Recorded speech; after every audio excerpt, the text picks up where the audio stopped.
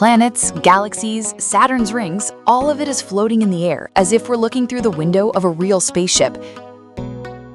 This is a hologram made from ordinary plastic and cardboard. Glue two right triangles out of cardboard and attach clear plastic to their longest sides, the hypotenuses. Turn off the light, play a space hologram video on your phone, place the phone face up on the table, and position our structure directly over the screen. And voila! This isn't magic, but an optical illusion created by reflection. The clear plastic reflects the light from the screen at a 45-degree angle, and our brain perceives a 3D image. The illusion of floating is enhanced by the black background. Dark areas seem to disappear into the plastic, leaving only the glowing objects visible.